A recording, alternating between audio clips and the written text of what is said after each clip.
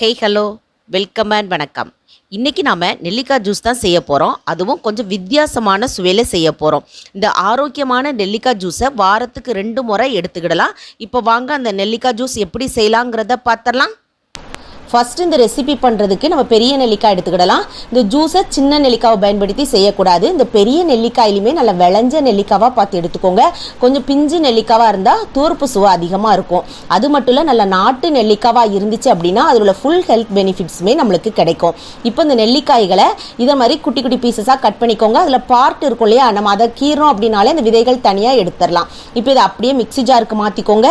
நெல்லிக்காயில் vitamin C சத்து அதிகம் இருக்கிறதுனால அது கூட கருவேப்பிலை சேர்த்து அப்படின்னா ரொம்பவே நல்லா இருக்கும். சர்க்கரை நோயாளிகளுக்குலாம் ரொம்பவே நல்லது.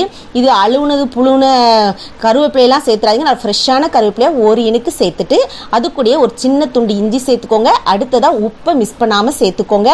இந்த நெல்லிக்காயும் அந்த உப்பும் சேர்க்கும் போச்சில் அந்த டேஸ்ட் வந்து ரொம்பவே சூப்பராக இருக்கும். அடுத்ததாக நெல்லிக்காயில் கொஞ்சம் தூர்ப்பு சுவை இருக்கிறதுனால ஒரு அரை எலுமிச்சம்பழத்தோட சாறு சேர்த்துக்கிட்டீங்க அப்படின்னா அந்த டேஸ்ட்டை பேலன்ஸ் பண்ண நல்லாயிருக்கும்.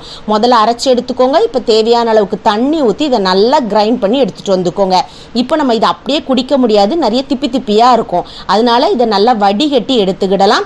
இப்போ பார்த்தீங்கன்னா நம்ம ஸ்கின் வந்து நல்லா க்ளோயிங்காக இருக்கணும் அப்படின்னா ஒன்று ரத்தத்தை நல்லா சுத்திகரிக்கணும், அடுத்தது வயிறு வந்து நல்லா க்ளீனாக இருக்கணும். அதுதான் முக்கியம். இந்த ஜூஸை பொறுத்த வரைக்கும் நம்மளுடைய வயிறை வந்து நல்லா சுத்திகரிக்கும். இதை நீங்கள் தொடர்ச்சியாக எடுக்க வேண்டாம். வாரத்துக்கு 3 நாள் எடுத்துக்கிட்டிங்கன்னா போதும்.